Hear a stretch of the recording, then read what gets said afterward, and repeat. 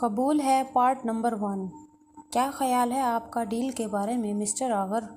Mister سلطان نے آغر سے پوچھا۔ بہت خوب، مجھے آپ کی ڈیل منظور ہے، لیکن ڈیل فائنل کرنے سے پہلے ہمیں پروفٹ کے بارے میں بات کر لینی چاہیے۔ بالکل مسٹر آغر، جب ہم اس پروجیکٹ پر اکٹھے کام کرنے والے ہیں تو پروفٹ بھی 50-50% ہوگا۔ اس کی بات سن کر آغر مسکرایا۔ اس پروجیکٹ پر میں آپ سے زیادہ پیسے لگا رہا ہوں، اس لیے مجھے 50 نہیں 70% پروفٹ چاہیے۔ آغر کی بات سن کر مسٹر سلطان اس کی جانب پریشانی سے دیکھنے لگا۔ 70% مسٹر آغر، یہ آپ کیا کہہ رہے ہیں؟ یہ تو بہت زیادہ ہے۔ میں 40% رکھ لیتا ہوں، آپ 60% رکھ لیں۔ مسٹر سلطان التجا کیے بولے، دیکھیں مسٹر سلطان، میرے پاس ضائع کرنے کے لیے بالکل بھی ٹائم نہیں ہے۔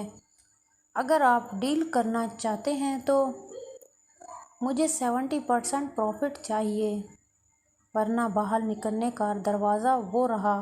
آخر دروازے کی جانب اشارہ کیے اپنی مخصوص سیٹ پر جا کر بیٹھ گیا۔ ٹھیک ہے مسٹر آغر، آپ جیسا چاہتے ہیں بالکل ویسا ہی ہوگا۔ اس کی بات سنتے آغر کے لبوں پر شیطانی مسکراہٹ پھیلی۔ تو دیر کس بات کی ہے؟ آئیے کانٹریکٹ پیپرز پر سائن کرتے ہیں۔ آغر نے کانٹریکٹ کے پیپرز اس کے سامنے رکھے۔ مسٹر سلطان نے گہرا سانس بھرا اور کانٹریکٹ پیپرز پر سائن کیے وہاں سے چلا گیا۔ آغر نے مسکرا کر اپنے پی اے کو کال کر کے اپنے کیبن میں بلایا۔ کچھ دیر بعد دروازے پر دستک ہوئی۔ آغر کی اجازت طلب کیے اس کا پی اے کیبن میں داخل ہوا۔ جی سر، میرا آج کا شیڈول کیا ہے؟ سر، آپ کی مس الینا سے رات 12 بجے میٹنگ ہے اور اگلے ہفتے پیرس میں آپ کی ایک میٹنگ۔ میری جگہ کوئی دوسرا پیرس نہیں جا سکتا؟ نہیں سر، میں نے پہلے ہی اس کے بارے میں بات کی ہے ان سے، وہ آپ کے ساتھ ہی میٹنگ کرنا چاہتے ہیں۔ ٹھیک ہے، اور کچھ؟ سر، میڈم ایرا کا فون آیا تھا، مجھے آپ کو بتانے کو کہا کہ انہوں نے صبح آپ کو کئی بار فون کیا لیکن آپ نے اس کا فون نہیں اٹھایا، اور میڈم کلثوم نے کہا ہے اگر آپ نے انہیں کال نہ کی تو وہ آپ کی ہڈیاں توڑ دیں گی۔ اس کا پی اے ڈرتا ڈرتا بولا۔ آغر اس کا خوف سے زرد پڑتا چہرہ اچھے سے دیکھ سکتا تھا۔ ٹھیک ہے، تم جا سکتے ہو۔ پی اے کے جانے کے بعد آغر نے فوراً فون اٹھایا اور دیکھا اس کی پیاری بہن ایرا کی 20 مس کال تھی۔ اس کی چھوٹی بہن ایرا اس کی جان تھی۔ اس کی نظر میں اس کی بہن دنیا کی سب سے خوبصورت لڑکی تھی، لیکن جب وہ غصے میں ہوتی ہے تو ایک خون پینے والی چڑیل بن جاتی ہے۔ آغر گہرا سانس لیے خود کو اس کی باتوں کے لیے تیار کیے، فون پر نمبر ڈائل کیے، کان کے ساتھ لگا۔ فون لیس ہوتے ساتھ ہی اس کی باریک سریلی آواز گونجی۔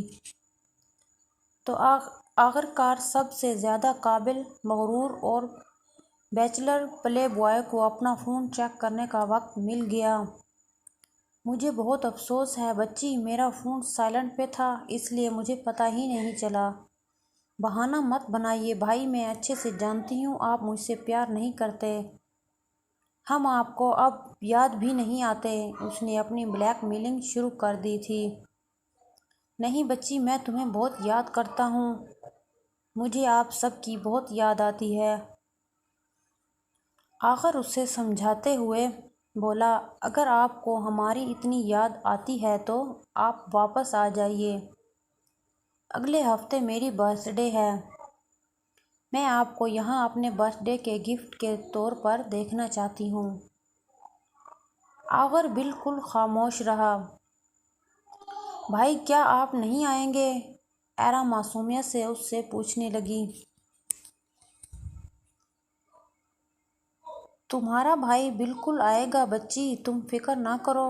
یہ سن کر ایرا خوشی سے چلائی، شکریہ بھائی، آئی لو یو، میں آپ کا انتظار کروں گی۔ اوکے، اللہ حافظ۔ ایرا اس سے کہے کال بند کر گئی۔ اسے اپنے والدین، اپنی جان سے پیاری بہن سے دور ہوئے آج 1 سال ہو گیا تھا۔ ایک دھوکے نے اس کی زندگی بدل دی تھی۔ اپنا ملک، اپنے لوگ سب چھوڑ چھاڑ کر سب سے اتنی دور چلا آیا تھا۔ اس کے دھوکے دینے کے بعد اس نے وہ ملک ہی چھوڑ دیا تھا۔ وہ ملک اسے اس کی یاد دلاتا تھا، اس کے دھوکے کی یاد۔ نفرت تھی اسے ہر اس چیز سے نفرت تھی جو اسے اس کی یاد دلاتی تھی۔ اس کے لیے اس نے اپنا ملک چھوڑ دیا، دوسرے ملک میں شفٹ ہو گیا، لیکن اب وہ اس کے لیے کوئی معنی نہیں رکھتی تھی۔ اپنے دل و دماغ سے اسے اب نکال چکا تھا۔ وہ اس کے دل سے تو نکل چکی تھی، لیکن اس کے دل میں ایک گہری چھاپ چھوڑ گئی تھی۔ لڑکیاں صرف پیسے سے پیار کرتی ہیں، انہیں پیسوں کے علاوہ کچھ نظر نہیں آتا۔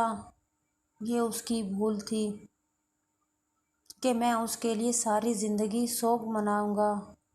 میں اب آگے بڑھوں گا، میں اپنے خاندان کو مزید کوئی تکلیف نہیں پہنچاؤں گا۔ آغر اپنے ہی خیالوں میں گم تھا جب دروازے پر دستک کی آواز آئی۔ اس نے سنی، آغر اپنے خیالوں سے باہر آئے، بولا، اندر آ جاؤ۔ آغر کا پی اے جیک اس کے کیبن میں داخل ہوا، ادب سے سر جھکائے بولا، سر، مس الینا آئی ہے۔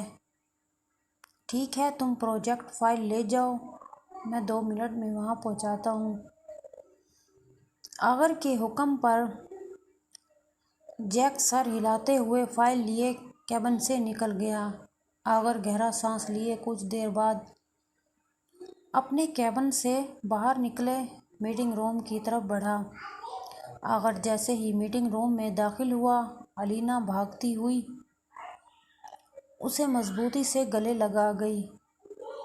مس الینا، لگتا ہے آپ ہماری پہلی ملاقات کو ہمارا پہلا پیار سمجھ چکی ہیں، جبکہ وہ ملاقات میرے لیے 1 نائٹ اسٹینڈ میں سے ایک ہے، اس سے بڑھ کر میرے لیے کچھ نہیں۔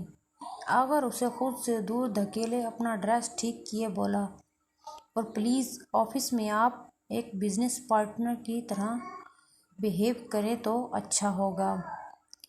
بیبی، بزنس میٹنگ تو تم سے ملنے کا ایک بہانہ تھی، کیا تمہیں میری یاد نہیں آتی؟ میں تو ہر روز ہماری اس جنگلی رات کو یاد کرتی ہوں۔ الینا آغر کی طرف خمار آلود آنکھوں سے دیکھے بولی۔ یہ سن کر آغر غصے سے اپنا ہاتھ مٹھی میں بھینس گیا۔ اپنی بکواس بند کرو۔ اگر تم ہماری کمپنی کے ساتھ کام کرنا چاہتی ہو تو پروجیکٹ پیپر پر سائن کرو۔ کیا آپ ہمیں اکیلا چھوڑ سکتے ہیں؟ مجھے آپ کے پاس سے اکیلے میں بات کرنی ہے۔ الینا آغر کے پی اے کو دیکھ کر مسکرا کر بولی۔ آغر کے پی اے نے آغر کی جانب دیکھا۔ اجازت طلب کرنے کے لیے آغر کے ہاں میں سر ہلانے کے بعد وہ وہاں سے چلا گیا۔ اس کے باہر جانے کے بعد الینا آغر کی جانب دیکھے خمار آلودہ آواز میں بولی، بیبی، کنٹریکٹ سائن کرنے میں صرف 2 سیکنڈ لگیں گے، تمہیں نہیں لگتا ہمیں اس موقع کا فائدہ اٹھانا چاہیے؟ میں استعمال شدہ چیزوں کو دوبارہ ہاتھ نہیں لگاتا۔ آغر اسے دیوار سے لگائے غصے سے اس کی جانب دیکھ کے بولا، اب جلدی سے کنٹریکٹ کے پیپرز پر سائن کرو، اس سے پہلے میں تمہارے ساتھ ایسا کچھ کر بیٹھوں جس کا تم تصور بھی نہ کر سکو۔ آغر خطرناک لہجے میں بولا، اسے میز کی طرف دھکیل گیا۔ الینا آغر کو اس خطرناک روپ میں دیکھ کر گھبرائی، جلدی سے کنٹریکٹ پیپرز پر سائن کیے، میٹنگ روم سے باہر نکل گئی۔